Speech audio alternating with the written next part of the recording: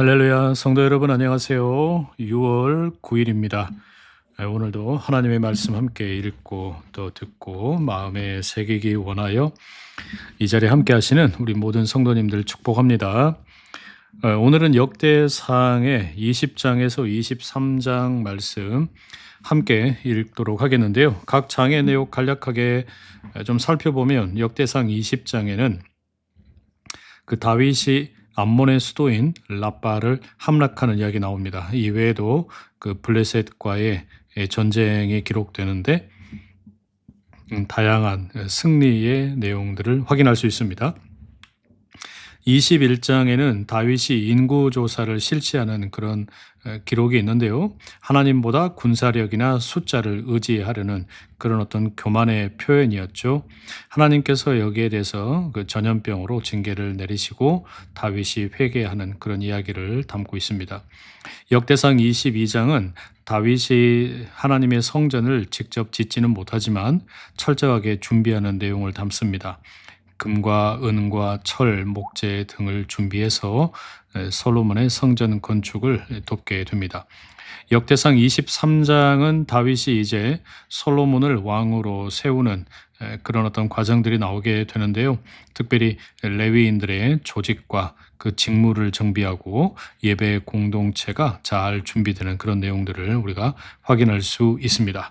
자, 그러면 역대상 20장부터 함께 읽도록 하겠습니다. 역대상 20장. 해가 바뀌고 임금들이 전쟁터로 나가는 때에 일어난 일이다. 요압이 군사력을 동원하여 암몬 사람들의 땅을 망가뜨렸다. 더 나아가 라빠를 애워쌌다. 그때 다윗은 예루살렘에 머물러 있었다. 요압이 라빠를 쳐부수고 쑥대밭으로 만들었다. 다윗은 그들의 임금이 쓰던 왕관을 임금의 머리에서 벗겼다. 그러고는 무게를 따라 보았는데 금 34kg이었다. 또 그 왕관에는 보석이 박혀 있었다. 그 왕관은 이제 다윗의 머리 위에 올라가게 되었다. 또 다윗이 그 도시에서 빼앗아 온 것이 아주 많았다. 그 도시 안에 있던 백성은 다윗이 끌어내어 톱과 쇠 곡괭이와 도끼로 잘게 자르는 일을 시켰다. 다윗이 암몬 사람들의 모든 도시에 이처럼 했다. 그러고 나서 다윗은 모든 병사들을 거느리고 예루살렘으로 돌아왔다. 이런 다음에 일어난 일이다. 게셀에서 필리스티아 사람들과 전투를 벌이게 되었다. 그때 후사 사람 십부게가 십배를 무찔렀다. 십배는 라바 사람으로 태어난 사람들 가운데 하나였다. 그래서 필리스티아 사람들이 무릎을 꿇었다. 다시 필리스티아 사람들과 전투를 치르게 되었다. 야일의 아들 엘하난이 라흐미를 무찔렀다. 라흐미는 가드 사람 골리앗의 형제였다. 라흐미의 창자루는 베틀의 도투말이 같았다. 다시 가드에서 전투를 치르게 되었다. 그런데 키가 매우 큰 사내가 있었다. 그의 손발가락이 각각 6이어서 24이었다. 그 또한 라바 사람으로 태어났다. 그가 이스라엘 사람들에게 창피를 주었다. 그러자 요나단 곧 다윗의 형제 시므아의 아들이 그를 무찔렀다. 이들은 라바 사람으로 가드에서 태어났다. 그렇지만 다윗의 손에 또 그의 신하들의 손에 쓰러졌다. 아멘. 21장입니다. 사탄이 이스라엘에 맞서 일어났다. 그래서 다윗을 부추겨서 이스라엘 사람들의 수를 세어보게 했다. 다윗이 요압과 병사들의 지휘관들에게 말했다.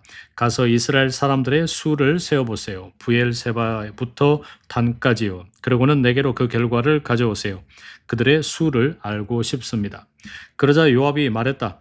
여호와께서 자기 백성의 수를 더해 주셔서 지금의 100배가 되게 해 주시기 바랍니다. 저의 주인이신 임금님, 그들은 모두 주인님을 섬기는 사람들이 아닌가요? 무슨 까닭으로 이런 일을 주인님이 하려 하십니까? 무슨 까닭으로 이스라엘에 잘못된 일이 생기게 하시려는 것인가요? 하지만 임금의 말이 요압보다 힘이 있었다. 그래서 요압이 나가서 온 이스라엘을 이리저리 다녔다. 그러고는 예루살렘으로 돌아왔다. 요압이 백성의 수를 조사해서 얻은 숫자를 다윗에게 알려주었다. 온 이스라엘에 칼로 무장한 사람이 110만 명 있었다. 유다에는 칼로 무장한 사람이 47만 명 있었다. 레위 사람들과 베냐민 사람들의 수는 요압이 그들 가운데 넣어 조사하지 않았다. 요압은 임금의 말이 몹시 싫었기 때문이다. 하나님이 이 일을 악하게 보셔서 이스라엘을 치셨다. 다윗이 하나님께 말씀드렸다. 제가 큰 죄를 지었습니다. 이런 짓을 저지르다니요. 이제 주인의 종인 저의 잘못을 치워 주십시오. 제가 너무나 미련하게 처신했습니다. 그러자 여호와께서 다윗의 예견자 갓에게 말씀하셨다. 가서 다윗에게 말해 주어라. 여호와께서 이렇게 말씀하셨습니다. 세 가지를 너에게 제안한다. 네가 골라서 정해라. 그 가운데서 하나를. 그러면 내가 너에게 그렇게 해주겠다. 갓이 다윗에게 가서 말했다. 여호와께서 이렇게 말씀하셨습니다. 네가 골라라. 3년 동안의 흉년을 고를 텐가? 아니면 3개월 동안 너의 적들 앞에서 쓸려 나가고 너의 원수들의 칼을 따라잡히는 것을 고를 텐가? 아니면 3일 동안 여호와의 칼 곧 돌림병이 나라에 돌아 여호와의 천사가 이스라엘 온 지역을 망가뜨리는 것을 고를 텐가? 이제 생각해 보십시오. 나를 보내신 여호와께 내가 무슨 말씀으로 대답할지를요. 다윗이 갓에게 말했다. 내가 큰 어려움을 겪고 있습니다. 부디 여호와의 손 안에 떨어지게 해 주십시오. 여호와의 자비가 매우 크시니까요. 사람의 손 안에는 떨어지지 않게 해 주십시오. 그래서 여호와께서는 돌림병이 이스라엘에 돌게 하셨다. 그 바람에 이스라엘 가운데서 7만 명이 쓰러졌다. 하나님이 천사를 예루살렘으로 보내셔서 그 도시를 망가뜨리려고 했다. 그러나 그렇게 천사가 망가뜨릴 때에 여호와께서 보시고는 그 재앙을 두고 뜻을 바꾸셨다. 그러고는 그 망가뜨리고 있는 천사에게 말씀하셨다. 됐다. 이제는 네 손을 떼어라. 그때 여호와의 천사는 여부스 사람 오르난의 타작 마당 곁에 서 있었다. 다윗이 눈을 돌려보았다. 여호와의 천사가 하늘과 땅 사이에 서 있는 것이 아닌가. 그의 손으로는 칼을 뽑아 예루살렘 위로 뻗치고 있었다. 다윗이 원로들과 함께 거친 천을 입고 얼굴을 땅에 대고 엎드렸다. 다윗이 하나님께 말씀드렸다. 백성의 수를 세어보라고 말한 것은 저 아닙니까? 죄짓고 정말 나쁜 짓을 저지른 것은 바로 저입니다. 이들 곧 양떼가 무엇을 했단 말입니까? 여호와 나의 하나님 주님의 손으로 부디 저와 제 아버지 쪽 집안만 벌하여 주십시오. 주의 백성에게는 재앙이 닥치지 않도록 해 주십시오. 여호와의 천사가 갓에게 명령하여 다윗한테 말해주라고 했다. 다윗이 올라가서 여호와를 위해 제단을 여부스 사람 오르난의 타작 마당에다 세워야 한다는 것이었다. 다윗이 올라갔다. 갓이 여호와의 이름으로 전해준 말씀을 따른 것이다. 오르난이 돌아섰다가 천사를 보았다. 그는 자기 곁에 있던 네 아들과 함께 몸을 숨겼다. 오르난은 밀을 타작하던 중이었다. 다윗이 오르난 곁에까지 갔다. 오르난이 살펴보다가 다윗을 알아보았다. 그래서 타작 마당에서 나와 다윗에게 절했다. 얼굴이 땅에 닿도록 엎드렸다. 다윗이 오르난에게 말했다. 나에게 주시오 이 타작 마당 터를. 내가 여기에 여호와를 위해 제단을 지으려 하고 값은 넉넉히 쳐드리겠소. 이 터를 나에게 주시오. 그러면 이 재앙이 백성한테서 떠나 멎을 것이요. 오르난이 다윗에게 말했다. 그렇게 하시지요. 저의 주인이신 임금님, 보시기에 좋을 대로 하시기 바랍니다. 보십시오. 제가 소는 다 태우는 제물 번제물로, 타작 널파는 땔감으로, 밀은 곡식 제물 소제물로 쓰시도록 드리겠습니다. 그 모든 것을 제가 드리지요. 다윗 임금이 오르난에게 말했다. 아니요, 내가 반드시 살 것이요. 값은 넉넉히 쳐드리겠소. 그대의 것을 여호와를 위해 가져가지는 않을 것이요. 다 태우는 제물 번제물을 값도 안 치르고 올려드리지는 않을 것이요. 다윗은 오르난에게 그 장소의 값으로 무게가 7.2kg 되는 금을 주었다. 거기에서 다윗이 여호와를 위해 제단을 짓고 다 태우는 제물 번제물과 평화제물 화목제물을 올려드렸다. 그러고는 여호와를 불렀더니 여호와께서 응답하셔서 하늘로부터 다 태우는 제단 번제단 위로 불을 내리셨다. 여호와께서 천사에게 명령하시자 천사가 칼을 도로 칼집에 꽂았다. 그때 다윗은 여호와께서 여부스 사람 오르난의 타작 마당에서 자기에게 응답하시는 것을 보았다. 다윗은 거기서 희생 제물을 바쳤다. 여호와께서 머무시도록 모세가 광야에서 만들었던 천막과 다 태우는 제단 번제단은 그때 기브온의 높은 곳 산당에 있었다. 다윗은 하나님께 여쭈기 위해 하나님 앞에 나아갈 수 없었다. 여호와의 천사의 칼 때문에 겁을 집어먹었기 때문이다. 아멘. 22장입니다. 그래서 다윗이 말했다. 이것이 바로 여호와 하나님의 집이고 이것이 이스라엘의 다 태우는 제단 번제단이구나. 다윗이 이스라엘 땅에 있는 외국인 나그네들을 모으라고 명령했다. 그리고는 그들을 돌장이들로 세웠다. 하나님의 집을 지을 때 쓰도록 돌을 캐내어 네모지게 다듬게 하려는 것이었다. 대문 문짝 못들과 꺽쇠들을 만들 쇠도 많이 다윗이 마련해 두었다. 놋도 많이 마련해 두어 무게를 달 수 없을 정도였다. 삼나무 백향목 목재도 셀 수 없을 정도였다. 시돈 사람들과 티레 사람들이 삼나무 백향목 목재를 다윗에게 많이 가져다 주었기 때문이다. 다윗이 중얼거렸다. 내 아들 솔로몬은 젊고 여려. 그런데 여호와께 지어드릴 집은 모든 나라에 더할 나위 없이 유명하고 멋져야 해. 아무쪼록 내가 이 일을 위해 잘 준비해 둘 테야. 그래서 다윗은 죽기 전에 많은 것을 마련해 두었다. 다윗이 그의 아들 솔로몬을 불렀다. 그러고는 그에게 여호와 이스라엘의 하나님께 집을 지어드리라고 명령했다. 다윗이 솔로몬에게 말했다. 내 아들아, 내가 굳게 마음 먹은 것이 있었어. 여호와 나의 하나님의 이름을 위해 집을 지어드리는 것이었지. 그런데 여호와의 말씀이 내게 내려오는 일이 일어났어. 이렇게 말씀하셨어. 너는 남의 피를 많이 쏟게 했고 큰 전투들을 벌였다.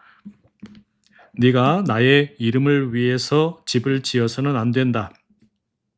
내 앞에서 많은 피를 땅에 쏟게 했기 때문이다. 자, 아들이 너에게 태어날 것이다. 그는 쉼의 사람이 될 것이다. 내가 그를 사방의 모든 원수들에게서 벗어나 편히 쉬게 해줄 것이다.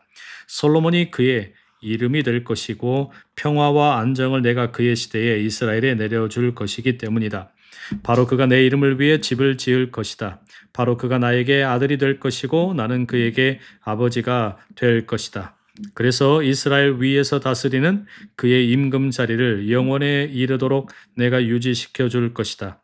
이제 내 아들아, 여호와께서 너와 함께 하시기 바란다. 그러면 네가 잘 될 것이다. 그래서 여호와 너의 하나님이 너를 두고 말씀하신 것처럼 하나님의 집을 지을 것이다. 오직 여호와께서 너에게 이해력과 깨달음을 주시고 너에게 이스라엘을 맡겨주시기 바란다. 그러면 네가 여호와 너의 하나님의 가르침을 따르게 될 것이다. 이스라엘을 두고 여호와께서 모세에게 명령하신 규정들과 법령들을 네가 잘 따른다면 그때는 네가 잘 될 것이다. 용기를 내고 강해져라. 두려워하지도 말고 겁먹지도 마라. 보라, 내가 어려움을 겪으면서도 여호와의 집을 위해 금 3,400톤과 은 34,000톤을 마련해 두었다. 놋과 쇠도 무게를 달 수도 없을 정도로 많이 마련해 두었다. 나무와 돌도 마련해 두었다. 그렇지만 이것들에 네가 더 보태야 할 것이다. 너한테는 일할 사람들도 많이 있다. 돌장이들, 돌과 나무 공예가들, 온갖 일에 솜씨 있는 사람들이지. 금과 은과 놋과 쇠도 셀 수 없을 정도다. 일어나서 일해 보아라. 여호와께서 너와 함께 하시기 바란다. 다윗은 이스라엘의 모든 고위 관리들에게 명령하여 자신의 아들 솔로몬을 도우라고 했다. 여호와 여러분의 하나님이 여러분과 함께 하시지 않소? 여러분을 사방 어디서부터든 전쟁 없이 안전히 쉬게 해 주시지 않았소? 여호와가 이 땅에 사는 사람들을 내 손에 넘겨 주셨기 때문이요. 이 땅에 여호와 앞에 또 여호와의 백성 앞에 굴복했기 때문이요. 이제 여러분의 마음과 정성을 기울여 여호와 여러분의 하나님을 찾으시오. 일어나서 여호와 하나님의 거룩한 곳 성소를 지으시오. 그러고는 여호와의 언약 상자와 하나님의 거룩한 기구들을 여호와의 이름을 위해 지은 집으로 옮겨 모시도록 하시오. 아멘. 23장입니다. 다윗이 늙어서 나이 들었을 때 그의 아들 솔로몬을 이스라엘의 임금으로 삼았다. 그는 이스라엘의 모든 고위 관리들과 제사장들과 레위 사람들을 불러 모았다. 30세 이상 레위 사람들을 세어 보았다. 그랬더니 남자들의 머릿수가 38,000이었다. 이 가운데서 여호와의 집 일을 감독할 사람이 24,000명이었다. 행정관과 재판관은 6,000명이었다. 4,000명은 문지기였다. 또 4,000명은 다윗이 찬양하려고 만든 악기들을 가지고 여호와를 찬양하는 사람들이었다. 다윗은 이들을 여러 모둠으로 나누었다. 레위의 아들들인 게르손, 그핫, 무라리를 따라 나누었다. 게르손의 아들은 라단과 시므이이다. 라단의 아들은 우두머리인 여히엘, 세담, 요엘 이렇게 셋이다. 시므이의 아들은 슬로밋, 하시엘, 하란 이렇게 셋이다. 이들은 라단의 아버지 쪽 집안의 우두머리들이었다. 또 시므이의 아들은 야핫, 시나, 여우스, 부리아이다. 이들 넷도 시므이의 아들들이다. 야핫이 우두머리이고 시사가 둘째이다. 여우수와 브리아는 아들들이 많지 않았다. 그래서 그들은 아버지 쪽으로 한 집안을 이루어 같은 일을 맡았다. 그앗의 아들은 아므람, 이스알, 헤브론, 우시엘 이렇게 넷이다. 아므람의 아들은 아론과 모세이다.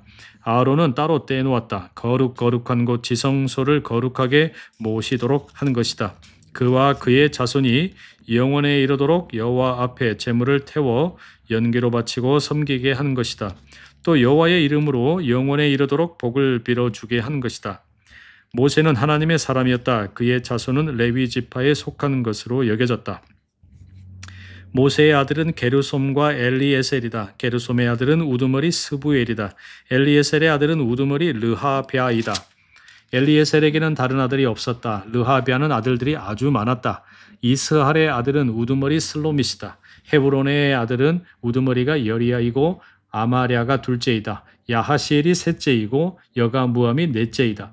우시엘의 아들로는 우두머리가 미가이고 이시야가 둘째이다. 무라리의 아들은 마흘리와 무시이다. 마흘리의 아들은 엘르아살과 기스이다. 엘르아살은 아들 없이 죽었다. 그에게 딸들은 있었다. 그들의 친족인 기스의 아들들이 이들을 아내로 맞아들였다. 무시의 아들은 마흘리, 에델, 여레못 이렇게 셋이다. 이들이 아버지 쪽 집안별 레위 사람들이었다. 아버지 쪽 집안들의 우두머리들로서 그들의 명수는 머릿수대로 조사되었다. 여호와의 집을 섬기는 일을 했고 20세 이상이었다. 다윗이 이렇게 말했던 것이다. 여호와 이스라엘의 하나님이 그의 백성을 편히 쉬게 해주셨습니다. 영원에 이르도록 예루살렘에 머물러 계십니다. 또한 레위 사람들은 여호와께서 머무시는 천막과 거기에 쓰는 기구들을 더는 들고 다닐 필요가 없습니다. 그들은 다윗이 남긴 마지막 말들을 따라 그 수를 세어본 레위 사람들로 20세 이상이었다. 그들의 직무는 아론 사람들 곁에서 여호와의 집을 섬기는 것이었다. 곳들과 방들을 살피는 일과 모든 거룩한 것을 깨끗하게 하는 일과 그 밖에 하나님의 집을 섬기는 일이었다. 상에 올릴 거룩한 빵 진설병, 예물로 바칠 고운 밀가루, 누룩 넣지 않은 동글 납작빵, 철판에서 구울 것, 반죽할 것도 맡았다. 온갖 부피와 길이를 재는 일도 맡았다. 아침 저녁마다 서서 여호와께 감사하고 찬양하는 일을 맡았다.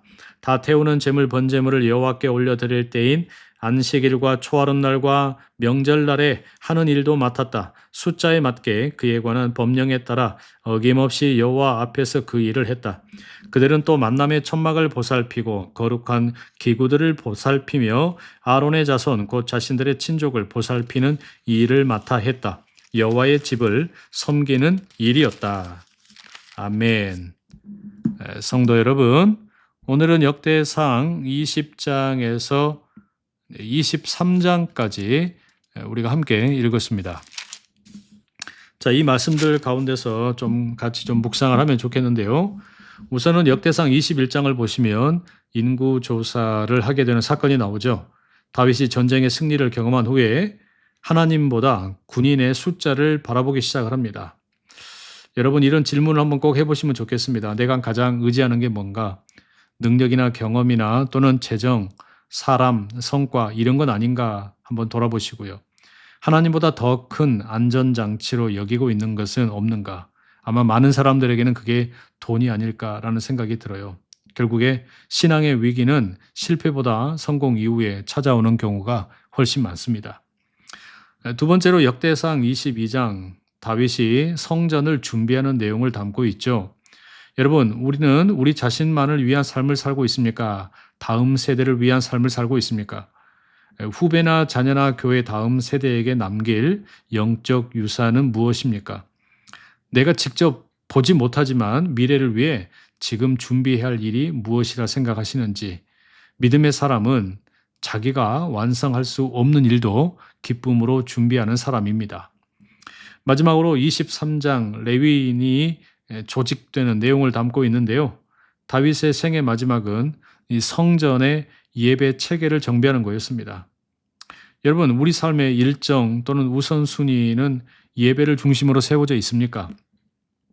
하나님을 섬기는 일을 정말로 가장 중요한 일로 여기고 있습니까? 공동체와 교회를 위해 또 우리가 맡아야 할 각자의 역할은 무엇인가 한번 꼭 돌아보면 좋겠습니다.